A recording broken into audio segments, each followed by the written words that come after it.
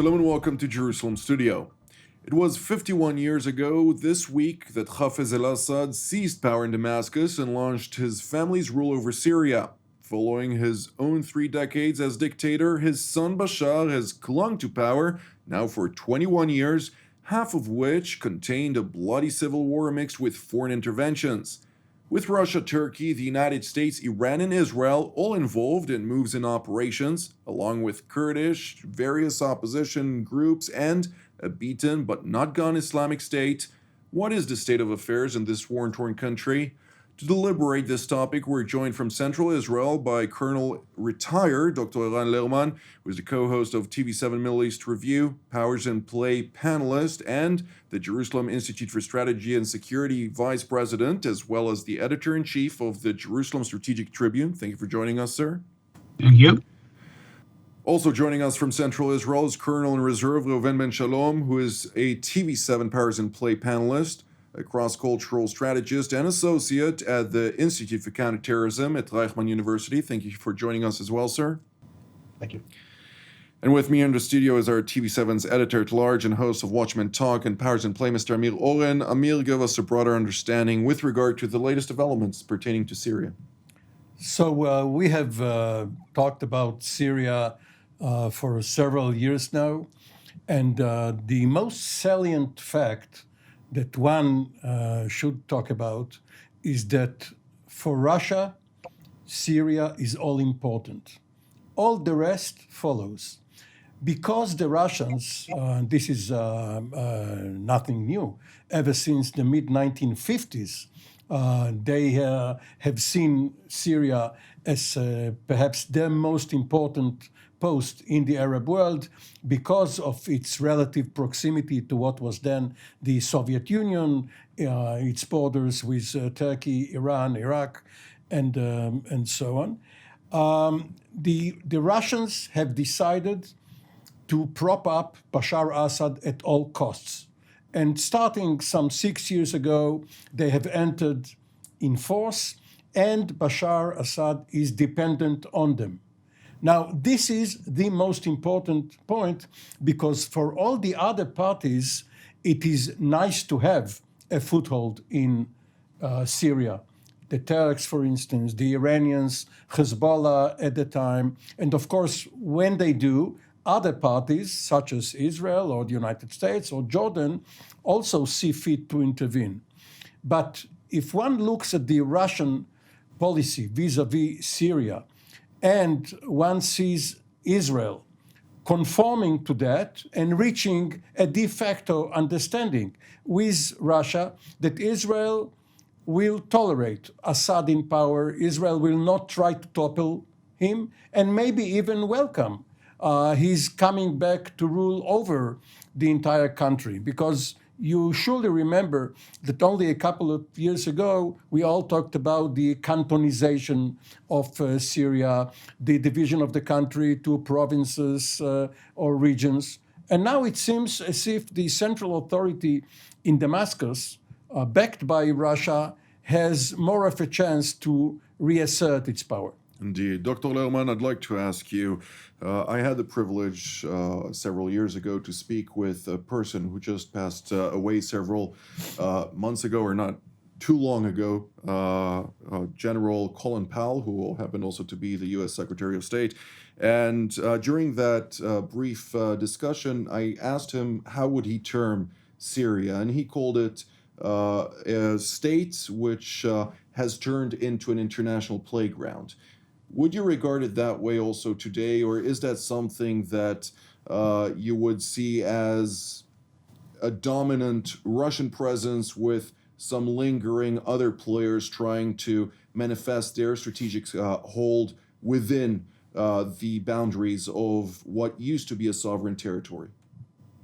Well, for a decent civil war, you have to have about 40, 60 relationships, so to speak. I mean, in Libya, for example, is the domain or the scene of multiple interventions on two sides, and Syria, on the other hand, has become very much the scene, as Amir has so eloquently described it, of the Russians' most significant achievement in foreign affairs beyond their immediate environment since Putin came to power.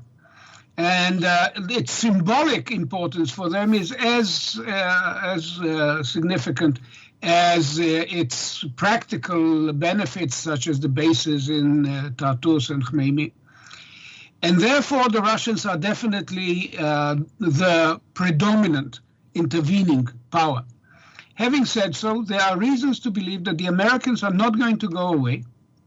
I have seen recent indications that the guidelines for the Biden administration policy, led by people like Bert McGurk and others in Syria, assumes a continued presence in support of the Syrian Democratic Forces, which essentially are the Kurdish forces in the northeast. And nor is Turkey going to leave. The policy they pursue in places like Afrin is essentially not very different from their policies in northern Cyprus. They are changing the population profile of the region. They are essentially Turkifying and Sunnifying an area which was essentially Kurdish. And I'm not even sure that Assad really wants to regain control of all of Syria if he basically can shunt off a large chunk of the Sunni population into an enclave ruled by others. And so the proportion of Alawites and other minorities who support his rule becomes much higher. So we are essentially at the point of equilibrium in Syria, with the majority or the almost the entire territory of Syria now dominated by Assad, backed by the Russians, and with two areas that remain outside his effective control and may remain so for some time. Indeed. The one thing that does change, I believe, and again, very slim but significant indications of that, is that as the war draws to a standstill, more or less, the importance of the Iranians and Hezbollah for the Syrian capacity, for the regime's capacity to survive in Syria, is diminishing. And Assad begins to realize that the cost for Syria and the cost for his own survival of making Syria into an Iranian playground is going up. Indeed, and with that being said, of course, at the recommendation of Syrian President Bashar al-Assad, the Iranians have removed their field commander of the RGC Quds force, who commanded all operations, both of Iranian troops on the ground, who are labeled as quote-unquote advisors, as well as specifically Iranian proxy militias, Afghan militias, and Iraqi militias, and also local militias, also from elsewhere, of course. But that brings a question now that at a time when the Iranians acquiesced to the Syrian request to remove this person who was regarded as problematic, they also instructed in strategic locations to ask their proxies to change their clothing and to raise the Syrian flag, which ultimately suddenly creates a certain problem within identifying who is actually Syrian and who is not Syrian. Colonel Ben-Shalom, would you like to touch on that? Well, this just adds another complexity to a region that is already very complex. And I think what's interesting here is that we have a hard time even understanding the forces at play. As Israelis, I think looking back even several months, it could be that our assessments that were wrong. Looking back several years, of course, we all thought that soon we're going to topple the Assad regime, right? That's already not our calculation anymore. But as for the complexity on the ground, even as far as uniforms and entities, this goes all the way to the operational level. Remember that reportedly, Israel is carrying out multiple strikes in Syria, even stepping up the strikes lately, as Russian forces are on the ground. The Russians that we have a very close dialogue with, from the prime ministers and president of Russia all the way down to deconfliction mechanisms between the militaries. And we carry this out in Syria right near their presence, which is also very complex. And we have multiple forces and players that just adds another layer of complexity. I think trying to judge what's happening now between Iran and Syria, that's the interesting point. Because as far as Russia, it's very easy. We know what the Russians want to achieve. When they want to uphold an authoritarian regime, they do it. They have their tools, they have their means, they've done it elsewhere. They go in and they do it. There was no question, by the way, that they will succeed in their mission. About Iran, even our calculation, that maybe recently we thought that it's not going to succeed as much as we thought of actually thwarting their entrenchment in Syria, it could be that what we've been seeing in the last few weeks is a measure of success. I'm not sure at all that these reports about ousting a commander mean that there's a rift between Iran and Syria. It could be that this is a message game played by both of them in a combined manner. But it also could be that the simplistic view of this is the right one. And that is that finally we came to a point where Assad understands that they are a liability more than an asset. That it could be that the Iranians that are using them, of course, as a tool, they're using them as a playground to promote their ideology and prepare the next confrontation with Israel. It could be that they're stepping it up too much and that the airstrikes recently in Syria that are certainly very problematic for Syria, it's too much for them. So it could be that we see now a change in their calculation, and it could be that this will mean a shift in even Israel's calculation of what's going on inside of Syria. Very interesting indeed, Mr. Oren. There's an interesting side story, side light to what is happening. Assuming that Assad is back in the saddle with some power sharing, perhaps more symbolic, more the appearance of power sharing with his opposition. Are we going to see a revival of the peace talks between Israel and Syria, during which the Syrians will demand the return of the Golan Heights, Israel will insist on full peace, the Egyptian and Jordanian model, plus demilitarization and so on?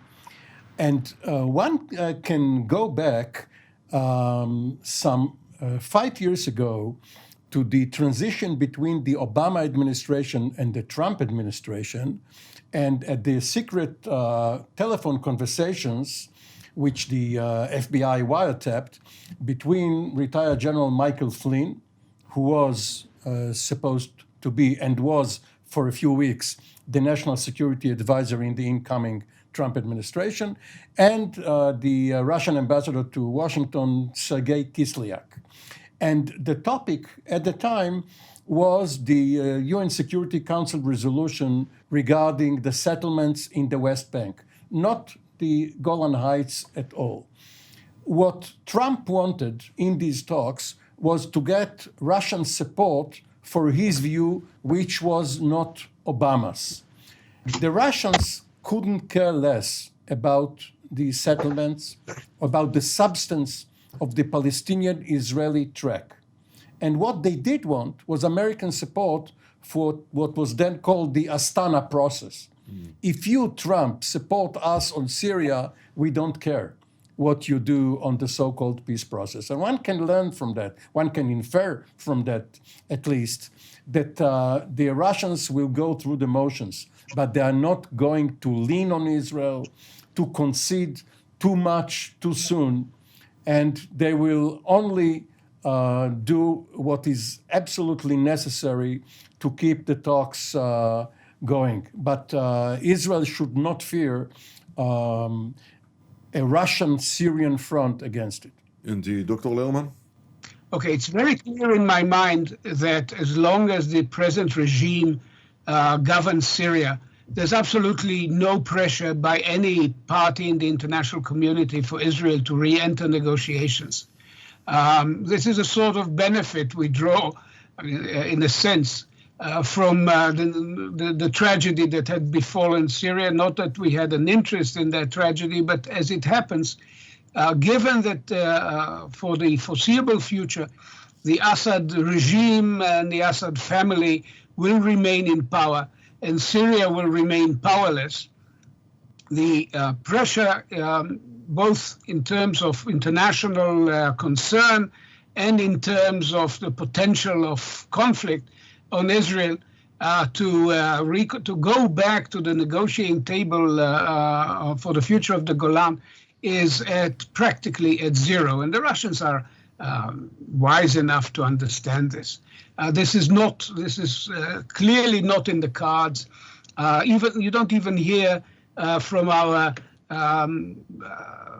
tender-hearted European friends that the Golan should be at play. The Palestinian issue stands at a different category. If I may interject, though, the president of the institute, which you are the vice president of the Jerusalem Institute for Strategy and Security, published a paper about the approach Israel should have towards the Russians with regard to realpolitik. And I'd like to hear your perspective on this. To what degree do we cross that line from realpolitik into actually understanding the consequences of the reality on the ground there? And at the same time, also to look at it from a perspective of, it seems like the Assad regime at this stage is slowly being re-welcomed, if you will, into the Arab League. We just saw the United Arab Emirates foreign minister visit there. Right. And of course, we saw the objection, or at least a vocal objection, not the actual objection, of the Americans with regard to this. So where does this actually put the entire mess that is happening in Damascus at this stage? Well, I would say that from Israel's point of view, the realization that Assad is there to stay has kicked in much earlier. Not that we admire or like the man, or that we can ignore the monstrosity of what were the measures that kept him in power. But we are not given the privilege of being the moral judges of our strategic environment. We have to deal with the cards that are on the table. And in our conversations with the Russians, we've made it very clear that in addition to all the sentimental aspects of friendship and affinity between Israel and Russia, going back to the Great Patriotic War and the role of the so heroic Red Army in obliterating Hitler's regime, at the end of the day, this is about a very practical aspect. We have one overriding interest as regards Syria. We want to avoid a situation in which it becomes a staging ground for a major Iranian threat to Israel. Having Hezbollah in control in a deadly grip of Lebanon is bad enough. If this should happen in Syria, it would have very serious consequences for not only for Israel but also for the stability of Jordan. And therefore, we have made it very clear to the Russians that we are going to continue to do our work against the Iranian presence in Syria. It is their business to ensure that Assad understands our motives and understands that if he allows the Iranians to run his country for him, he may not survive, and the Russian investment in his survival may be destroyed. This is the realpolitik conversation we are having with Moscow, and it has been a very effective one for the last 6 years. Indeed. Colonel Ben-Shalom, I'd like to hear your response to this as well and your perspective to this. But as an Air Force pilot who has served for quite some time and understand the strategic essence, not only the tactical essence of employing red lines in Syria and elsewhere throughout the region vis-a-vis the Islamic Republic of Iran, I'd like to hear your perspective to the fact that a operational pilot who was interviewed on domestic television here in Israel did at the time acknowledge that only 1 out of every 4 potential strikes actually receives a green light to be executed. Of course, additional strikes then would enter or bring in the various targets that were not brought in the past strike. But I'd like to hear from your perspective, to what degree is that actually effective at this stage when we're seeing that the Iranians continue to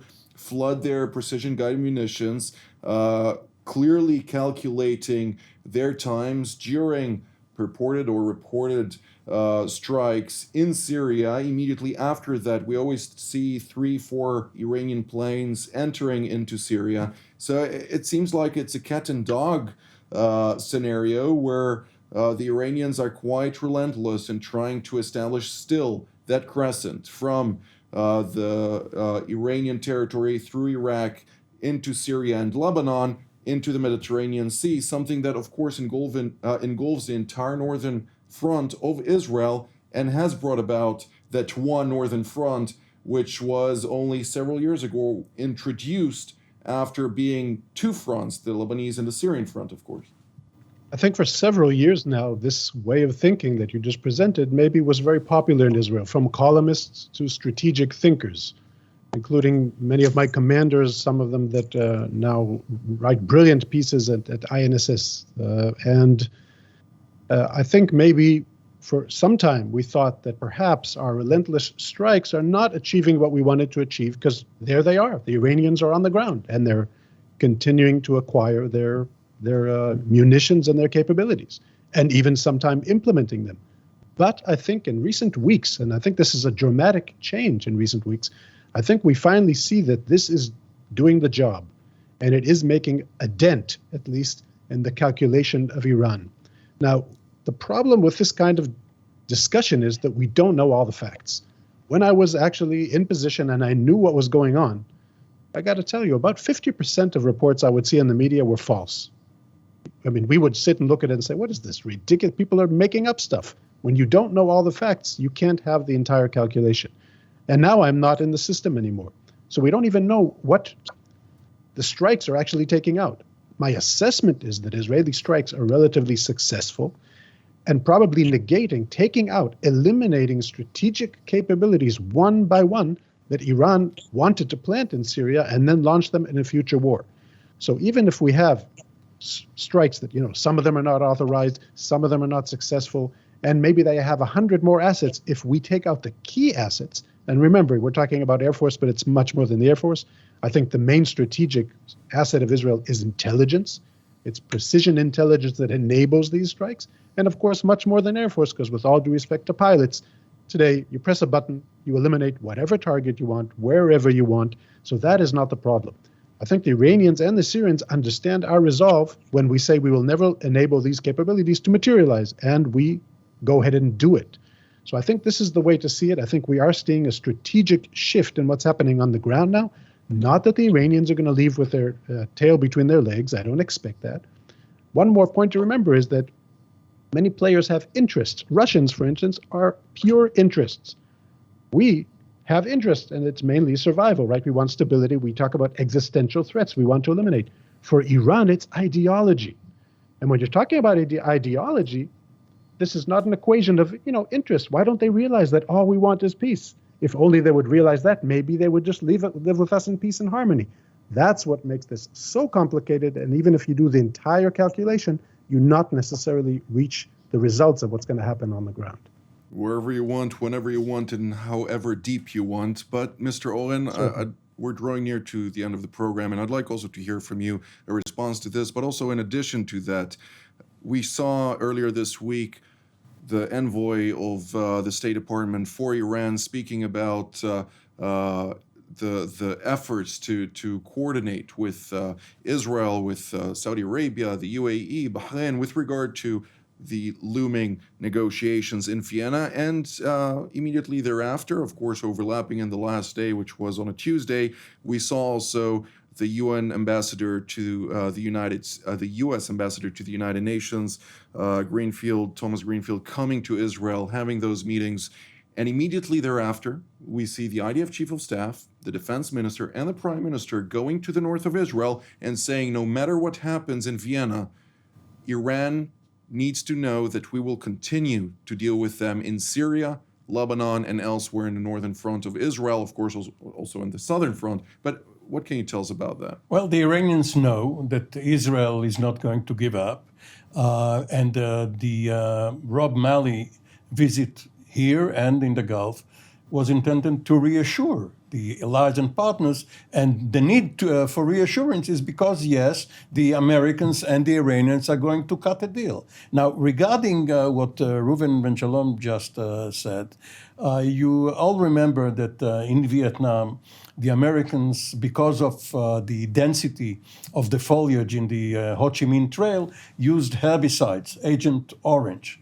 Now, going from the practical to the symbolic, Israel doesn't have any illusion that it can uproot everything. It wants to mow the lawn. It knows very well that the Iranians will be back, that it will spring up, but for the time being and for the persistence that Israel shows, it's worth it. Indeed. Well, also with regard to the aspects of calculation, of having a coordinated mechanism, we heard Dr. Lerman, of course, speak plenty of times about this credible military threat. Is it there, and are the Americans on board?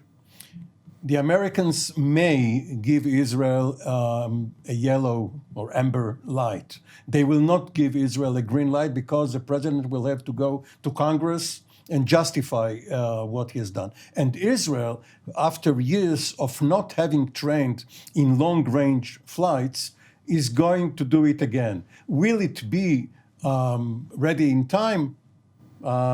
That's an open question. Well, not saying no in Washington may be interpreted in Jerusalem as a yes, but this is all the time that we have for today. I'd like to thank Dr. Eran Lerman, Colonel Ben-Shalom, and Mr. Oren for being part of today's program. And I'd like to thank our viewers as well, and we will see you next time.